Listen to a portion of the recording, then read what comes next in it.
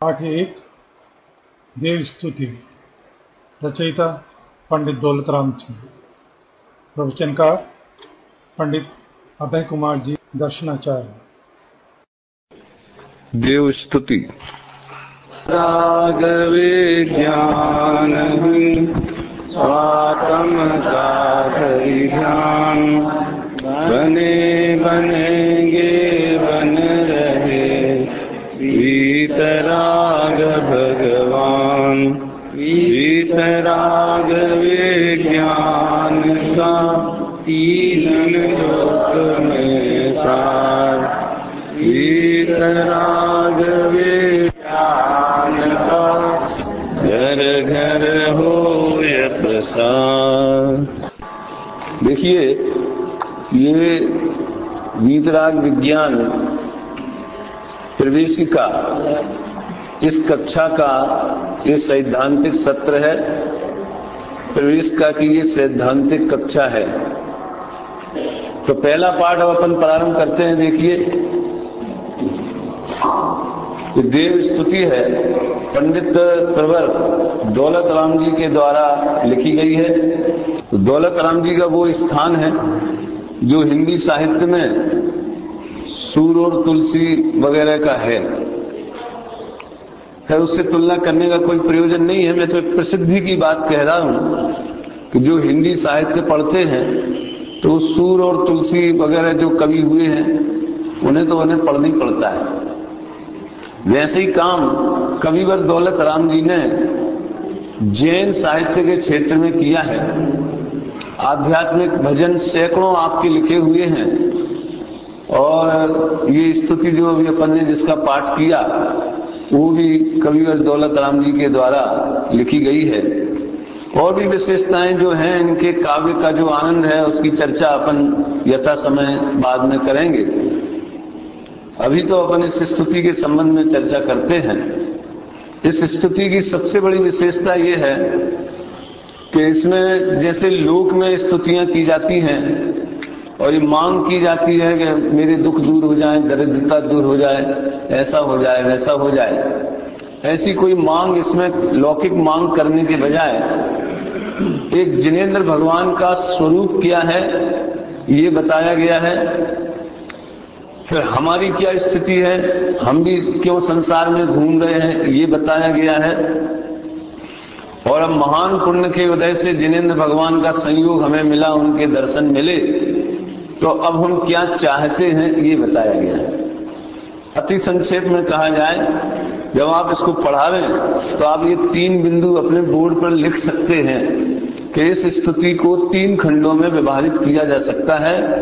पहले में जिनेंद्र भगवान का स्वरूप, दूसरे में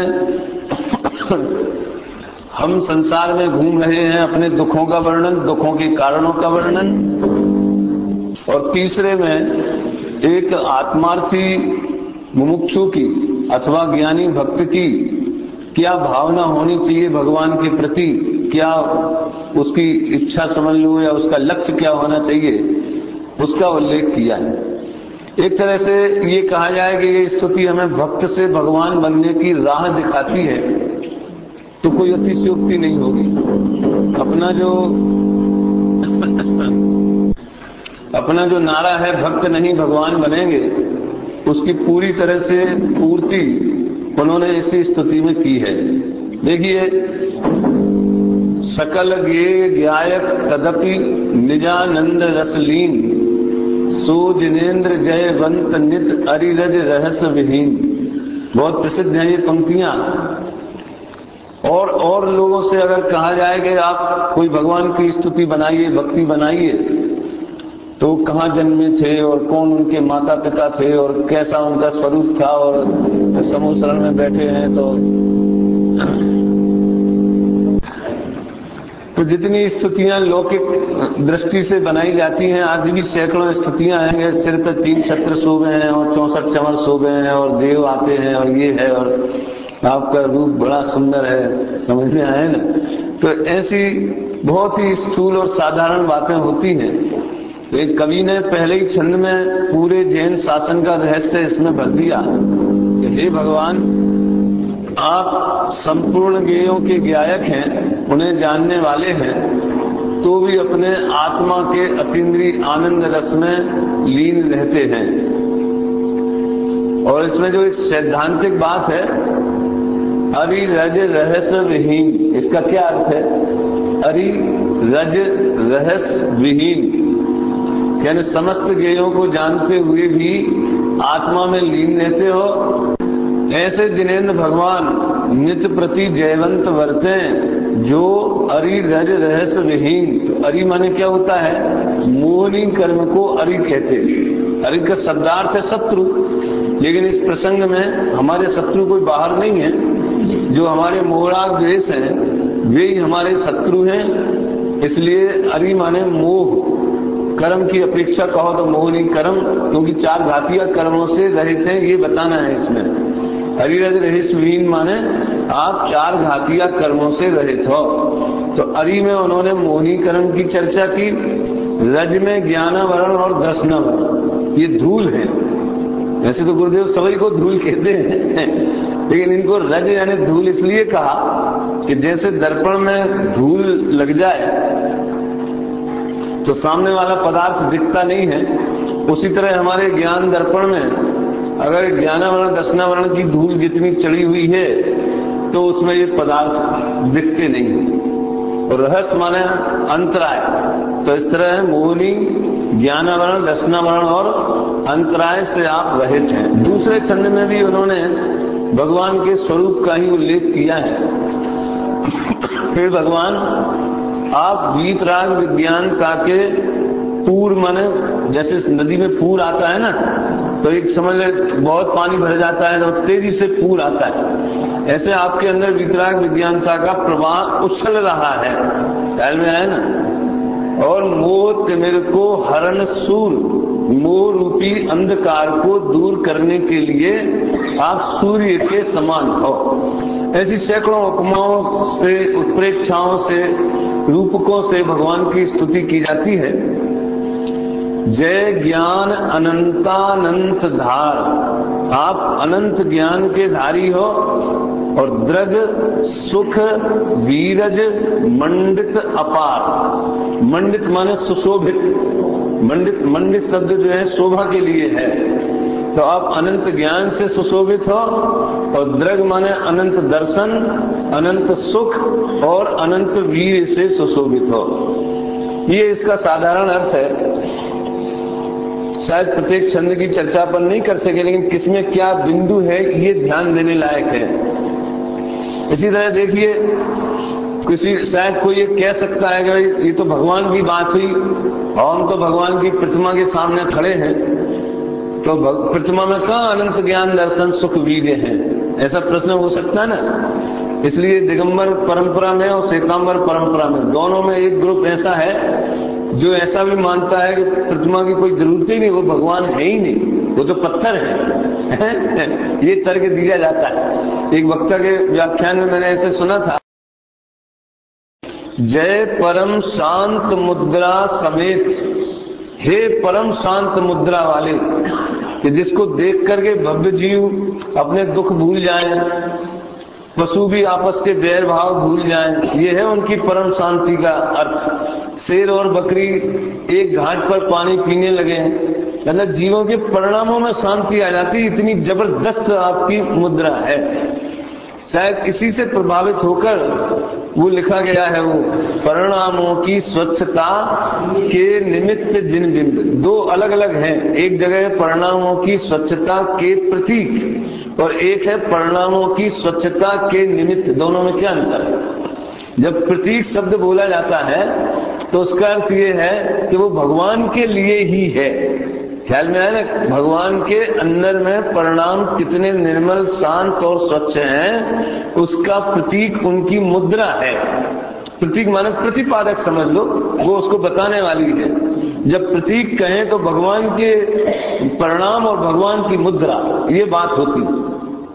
तो जब ये कहेंगे परिणामों की स्वच्छता के निमित्त जिन बिंब, इसका अर्थ क्या है कि भगवान हमारे परिणामों की स्वच्छता में वो जिन बिंब निमित्त है, समझ में आया ना।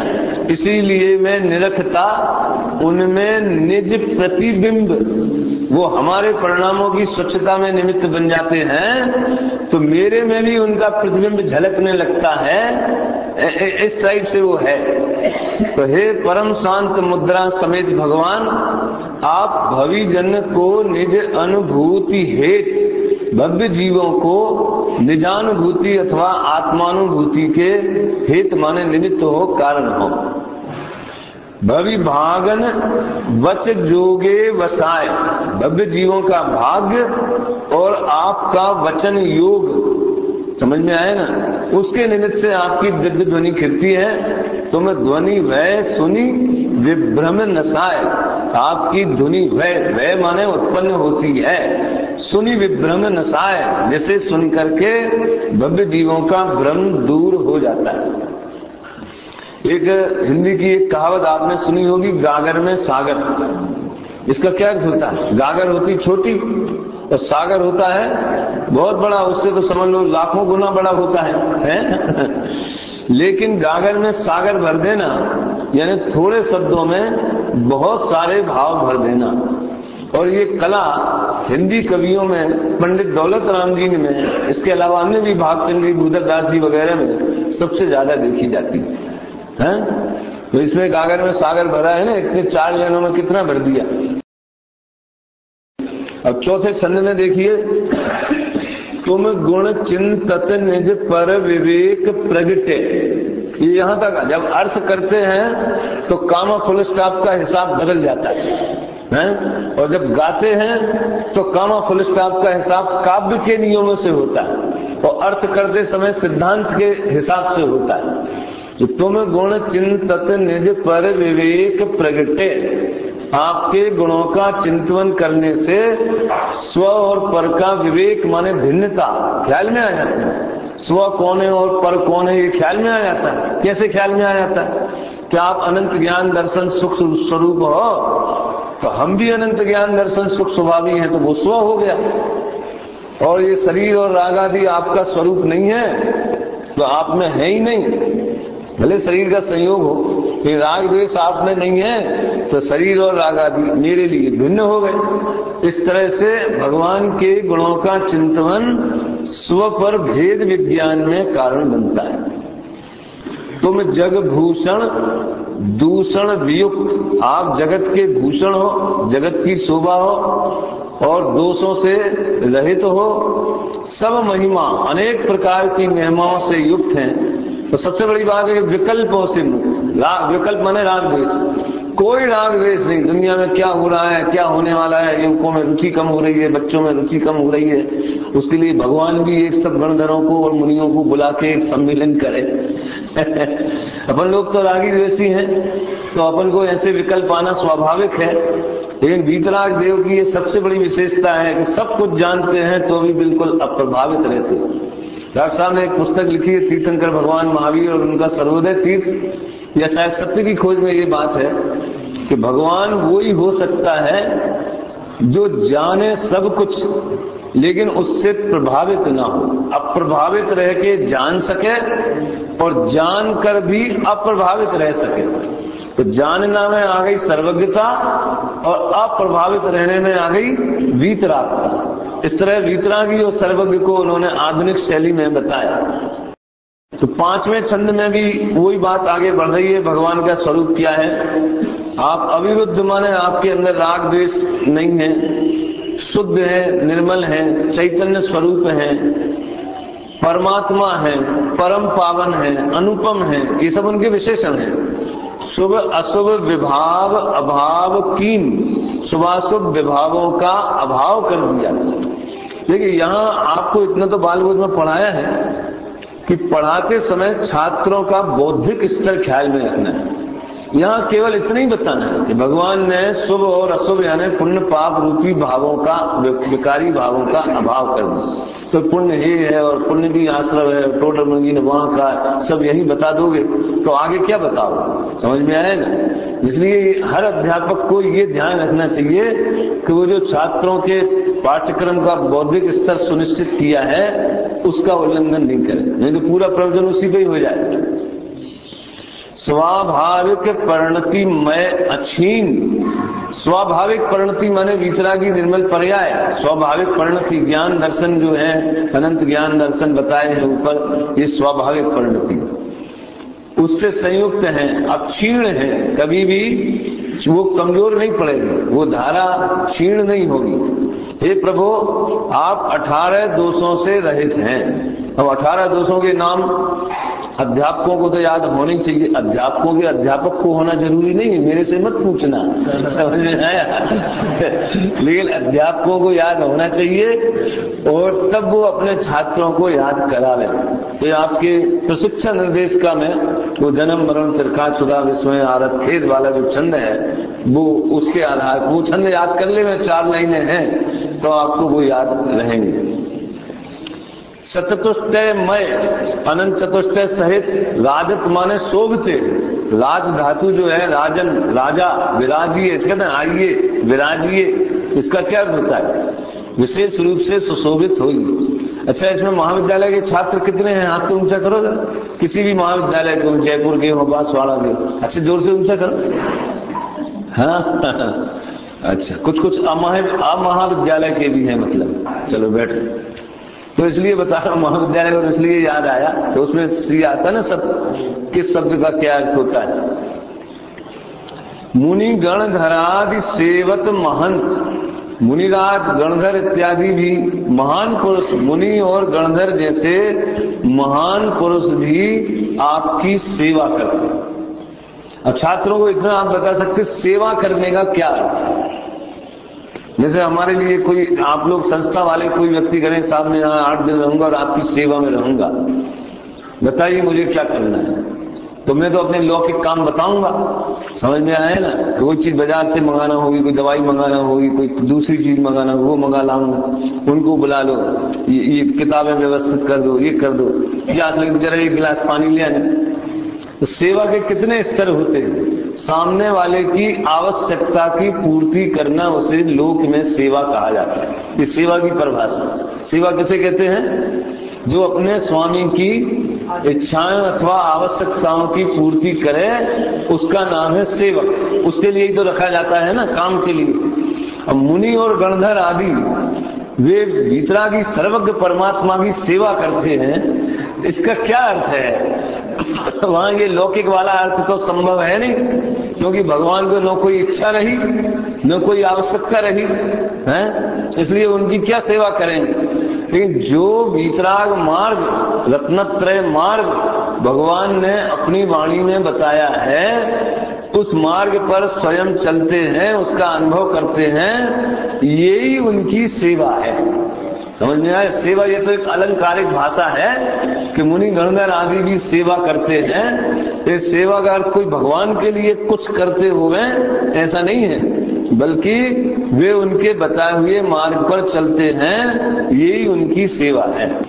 नव केवल लब्धि रमा धरंत, केवल लब्धि का अर्थ होता है 9 प्रकार के छायक भाव कहे हैं। तत्वा सूत्र में आपने पढ़े होंगे, छायक दर्शन ज्ञान इत्यादि, और ये अंतराय कर्म की 6 वगैरह से। तो ये 9 केवल लब्धियां कही जाती हैं। लब्धि रमा, रमा माने स्त्री, रमा माने लक्ष्मी, केवल ज्ञान रूपी 9 प्रकार के छायक भावों को धारण करने वाले हैं।